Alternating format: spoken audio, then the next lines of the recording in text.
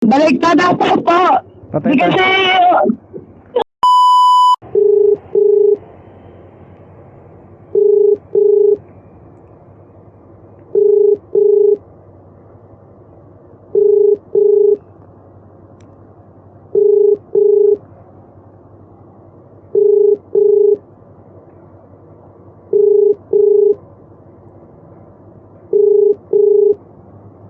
Wala na, di na sinagot. Hindi na sinagot. Matik yan, baliktad to. Hello ma'am, baliktad ma'am no? baliktad ako po. Patay Di tayo. kasi, Ano ma'am? alam po. Yes po, yes po. Baliktad yung book nyo ma'am. I-cancel nyo na lang ma'am. Maabala ako na ito.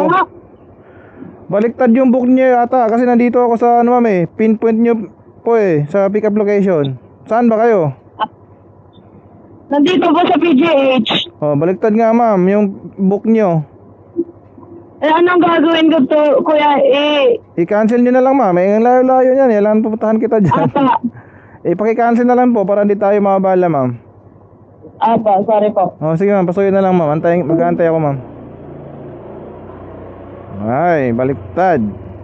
Sabi ko na nga ba eh. Nagulat ako. PGH daw siya. Eh, ito yung nakalagay sa drop-off location niya.